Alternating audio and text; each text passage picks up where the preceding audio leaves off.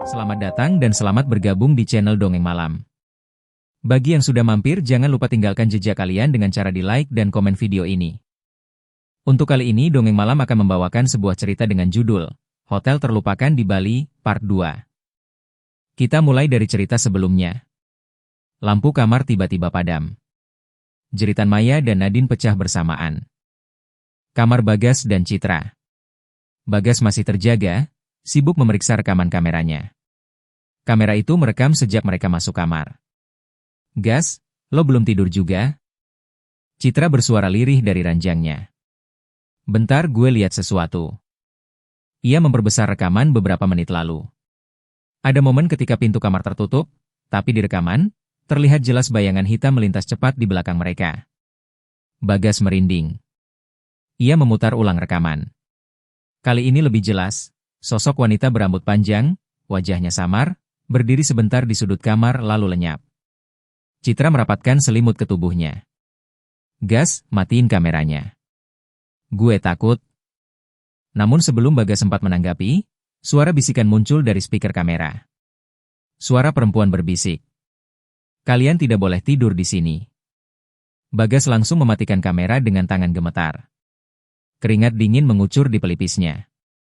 Pada saat yang hampir bersamaan, di luar kamar, lorong hotel sunyi.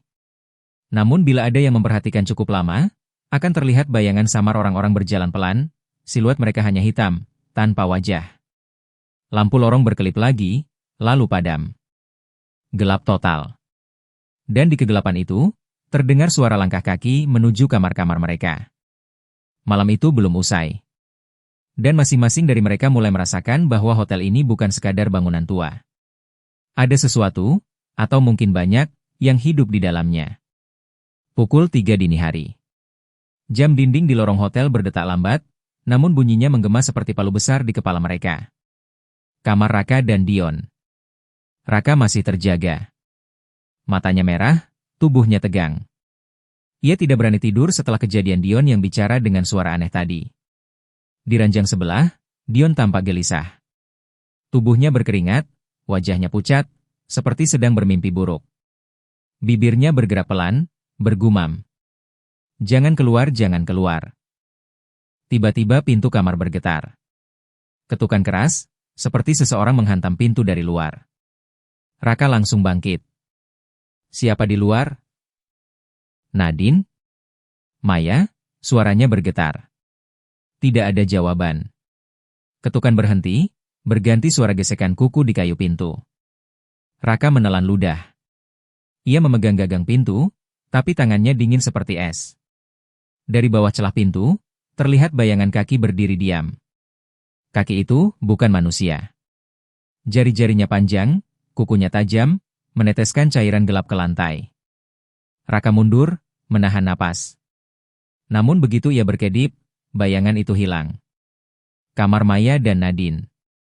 Maya masih memeluk lutut di ranjang. Nadine duduk di sebelahnya, keduanya takut menoleh ke arah cermin besar itu. Lalu tiba-tiba, suara tawa kecil terdengar dari arah cermin. Tawa perempuan, lirih, tapi dingin.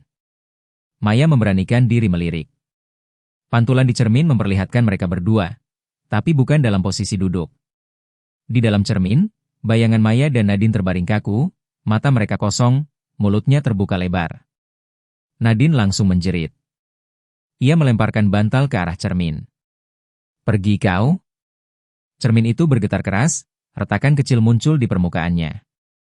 Tapi pantulan menyeramkan itu masih ada, bahkan semakin jelas. Lampu kamar mati lagi. Suasana jadi gelap gulita. Nadine memeluk Maya erat-erat. "Mei, kalau besok pagi kita masih hidup, gue mau cabut dari sini." Maya hanya bisa mengangguk, tubuhnya bergetar. Kamar Bagas dan Citra. Citra tidak bisa tidur. Ia duduk di ranjang dengan mata melotot, sementara Bagas masih menatap kamera yang sudah ia matikan. Tiba-tiba, terdengar suara anak kecil berlari di koridor luar kamar. Citra menelan ludah. "Gas, lo denger gak?" Bagas mengangguk pelan. "Iya. Tapi, anak kecil dari mana?" "Hotel ini udah kosong." Suara lari itu berhenti tepat di depan pintu kamar mereka. Lalu terdengar suara anak kecil itu berbisik, jelas sekali. Main sama aku. Citra langsung menutup mulutnya dengan tangan, menahan teriakan. Matanya berlinang. Sementara Bagas berusaha berani, ia mendekat ke pintu dengan langkah pelan. Tapi sebelum ia menyentuh gagang pintu, terdengar suara tawa bocah, keras, melengking, sampai membuat kaca jendela kamar bergetar.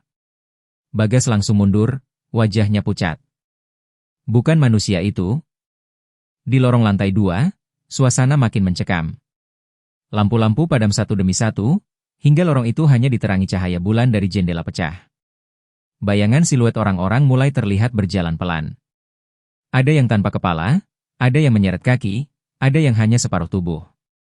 Mereka bergerak mendekati kamar-kamar tempat 6 anak itu menginap. Di ujung lorong, patung Garuda besar di lobi bawah terlihat samar dari atas tangga.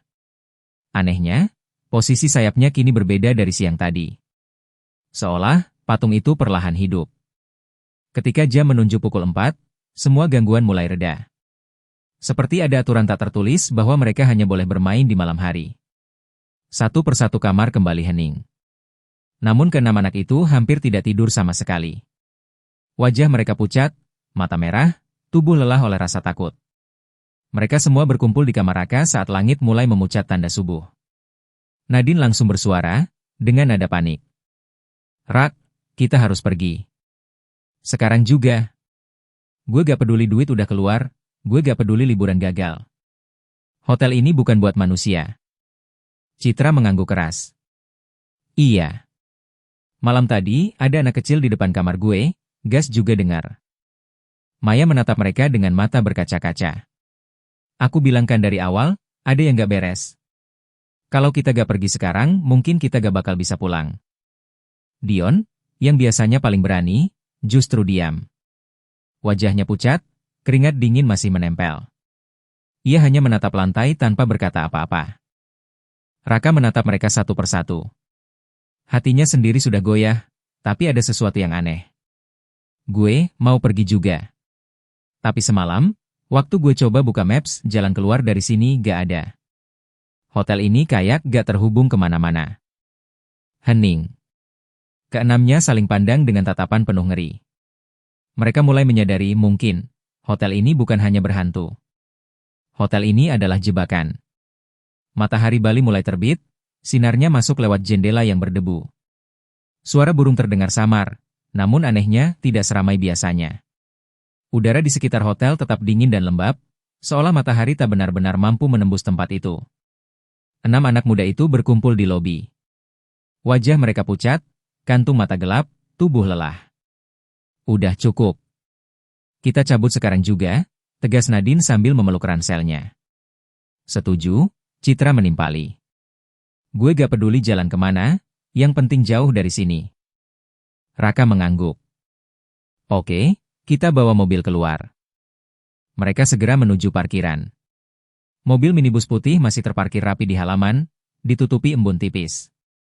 Raka langsung masuk ke kursi sopir, menyalakan mesin. Mesin hidup. Semua menghela napas lega. "Syukurlah, masih bisa jalan," gumam Dion. Mobil melaju keluar gerbang.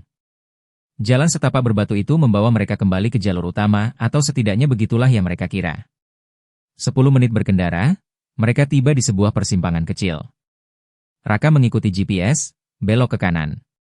Jalan semakin sempit, diapit pohon-pohon tinggi. Bukannya tadi kita udah lewat sini?" Nadine menatap keluar jendela, menunjuk sebuah pohon besar dengan akar yang melilit seperti ular. "Gak mungkin. Kan gue ikutin GPS," jawab Raka cepat. Namun 5 menit kemudian, mereka kembali melewati pohon yang sama. "Gue yakin banget ini pohon tadi." Nadine bersikeras. "Rak, kita muter-muter," kata Bagas lirih. Ia menyalakan kameranya, merekam jalanan.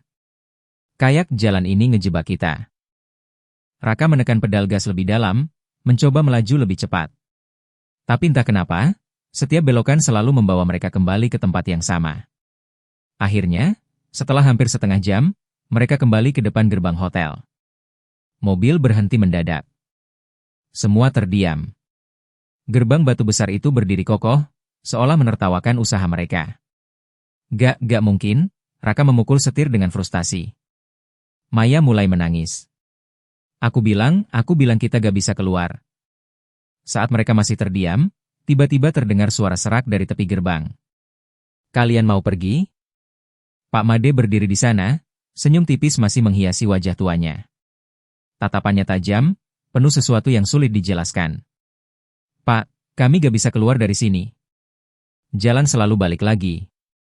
Raka berteriak, hampir putus asa. Pak Made melangkah pelan mendekat. Ya, memang begitu. Hotel ini sudah memilih kalian. Maksudnya apa? Dion maju, hampir ingin menyerang pria tua itu.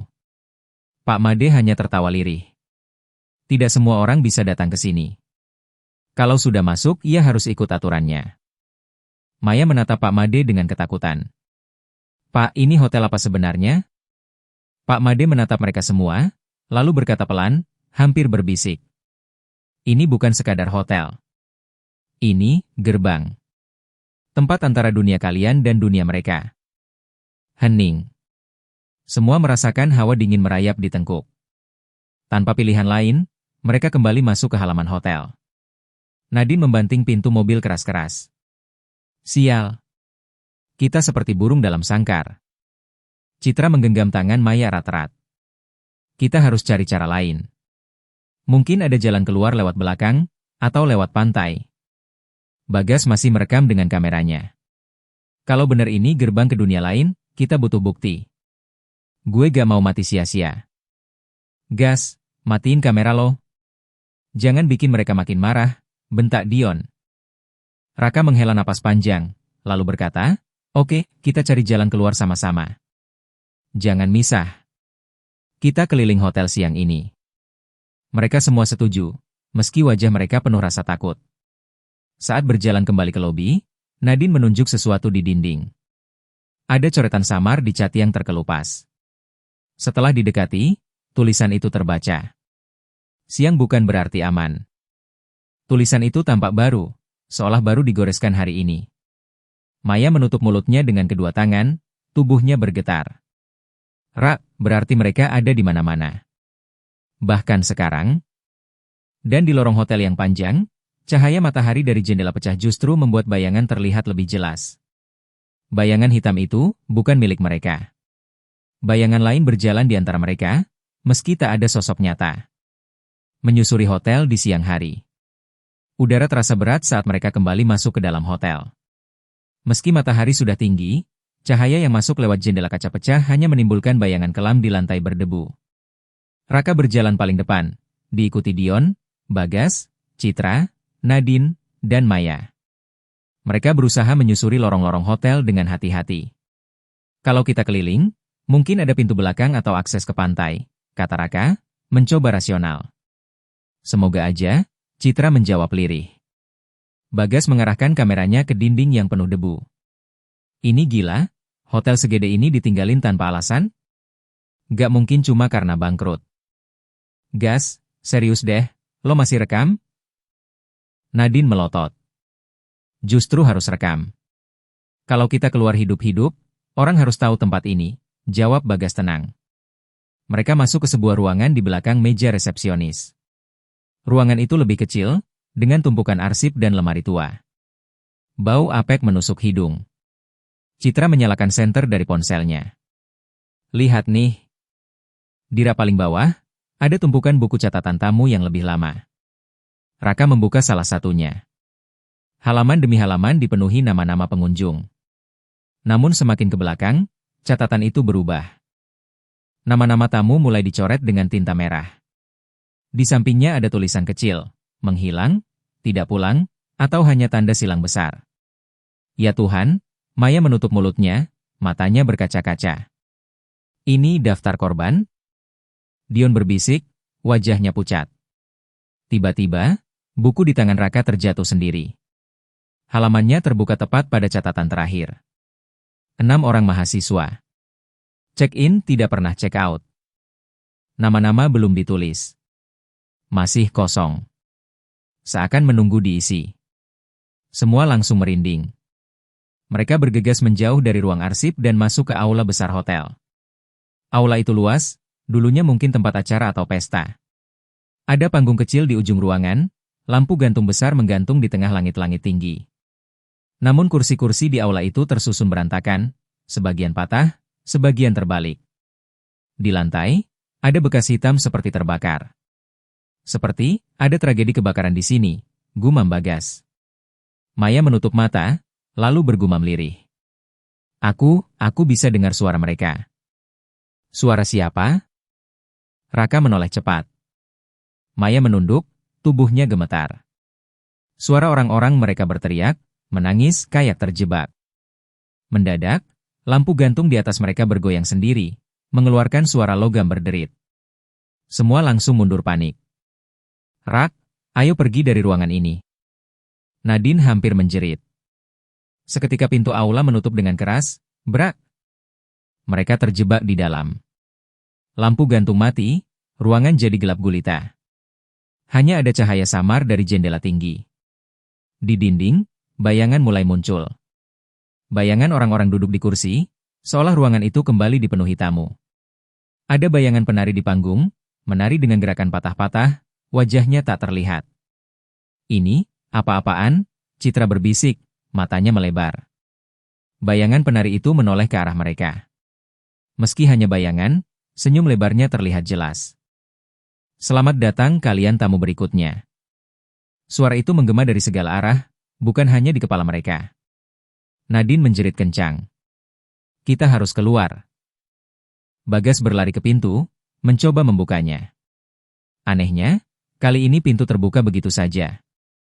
Mereka semua berhamburan keluar, terengah-engah. Begitu kembali ke lorong, suasana tenang. Seolah tidak pernah terjadi apa-apa. Namun mereka semua tahu, aula itu menyimpan sejarah kelam.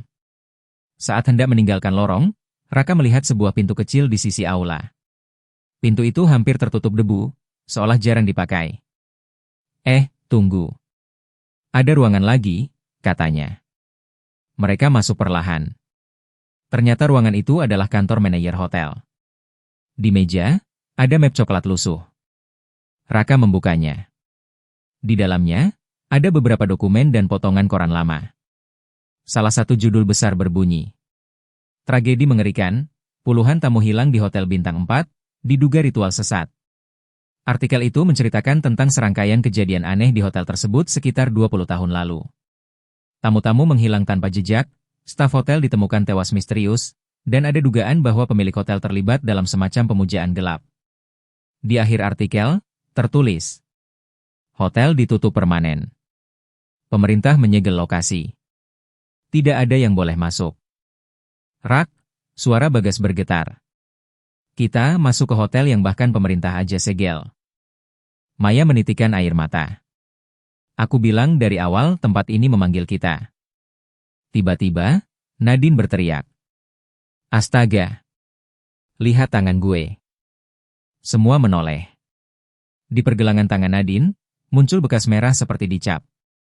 Bentuknya lingkaran dengan simbol aneh di tengah. Citra menjerit. Gue juga ada. Ia menunjukkan pergelangan tangannya, tanda yang sama mulai terbentuk, seperti terbakar dari dalam kulit. Satu persatu, mereka menyadari tanda itu juga ada di tangan mereka semua. Raka terdiam, menatap lingkaran itu dengan ngeri. Sepertinya, kita bukan cuma tamu. Kita korban selanjutnya. Untuk cerita kali ini sampai di sini dulu, akan kita lanjutkan lagi cerita dengan judul Hotel Terlupakan di Bali, Part 3, End of Story, di video selanjutnya. Terima kasih sudah mengikuti cerita sampai akhir. Dan jika kalian suka dengan cerita-cerita seperti ini, silahkan di-share video ini agar channel ini bisa lebih berkembang lagi.